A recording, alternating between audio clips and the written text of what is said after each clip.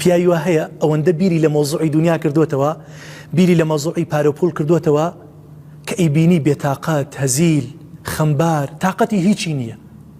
نەتاقەتی خۆی هەیە، نەتاقەتی ماڵ و مناڵی هەیە، نەتاقەتی خزم و کەسوکاری هەیە. وەڵڵی ئەڵی ئەم دنیاە بە کۆڵی ئەم پیاوەیە. هێندە خەمی هەڵگرتووە بە بەردەوامی بیری لای پارێ.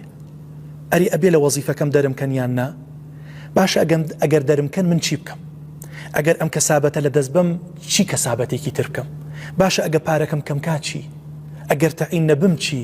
ئەگە ئیشێکم دەست نەکەوێ چی؟ بە بەردەوامی لە داڵغەی دنیایە. ئەوەندە بیری لە مەوزوعی پارە و پول و کەسابەت کردوتەوە، ئێستا هەر وازی لە قیامەت هێنا، وازی لە دینی خۆی هێناوە، وازی لە نوێژەکانی هێناوە، نوێژێکە کات دوان ناکات. عەزیزەکەم، چاوەڕاستەکەم، وەرە چاوێ بخشێنە بە قورئانە، وەرە سەیری سوورەتی هودکە، ئایەتی 6. الله جل جلاله دڵنیایی ئەداتە هەموو ڕوح لە بەریەک. وما من دابة في الأرض إلا على الله رزقها.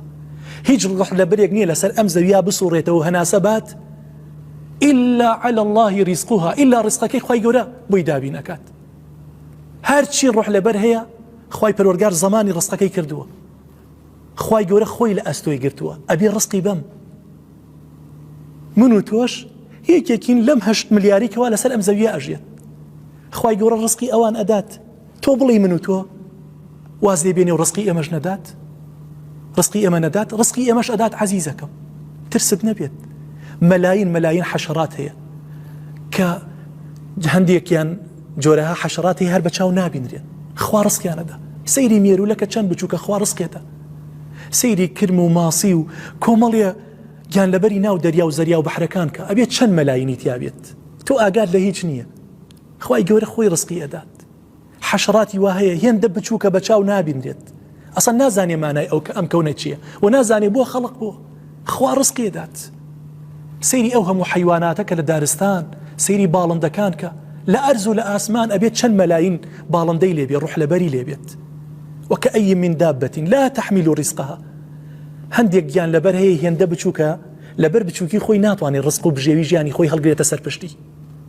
الله يرزقها. خوای گەورە ڕزقی ئەدا. لەناو کونێکایە بە تەنیا لەو ڕۆژەی خەڵق بۆ تا ئەو ڕۆژەی ئەمرێت، ئەسڵ هیچ حەشەراتێکی ترش نابینێت.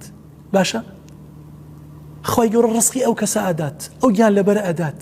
وإياكم ويقينت بيت رزقي توش أدات بويا دەست دە کەسبێکی حەڵاڵ هەر جوڵەیەکە تەبێت کوردەواری جوانیان وتووە لە تۆ حرەکەت لە خوا بەرەکەت معاشێکی حەڵاڵ کاسبێکی حەڵاڵ کورد ئاو فرۆشتن کاکە گیان عەرەبانێکی بچووکت پێ بێت لە کۆڵانەکانە بسوڕێرەوە هەر جوڵەیەک بکە جوڵەیە تەوەکولت بەخوا هەبێت واللهی بەسکی برسێتی ئەڕۆیت بەسکی تێرەوە ئەگەڕێیتەوە واللهی بە گیرفانی بەتاڵ ئەڕۆیت و بە گیرفانی پڕۆیتەوە لو أنكم تتوكلون على الله حق توكله لرزقكم كما يرزق الطير أجر دەست دەینە کەسابەتێکی حەڵاڵ ئەگەر چی کەمیش بێت و تەوەکولمان بەخوا هەبێ سبحانه وتعالى چۆن خوای پەروەردگار ڕزقی باڵندەیەک ئەدات بەخوا ڕزقی من و تۆش ئەدات تەغدو خیماسە بەیانی لە هێنارەکەی لە شەقەی باڵ ئەدا ئەڕوات بەبێ دەزمایە بەسکی بەتاڵ وتەڕوح بیطانە کە ئێوارە ئەگەڕێتەوە بەسکی پڕەوە ئەگەڕێتەوە عەزیزەکەم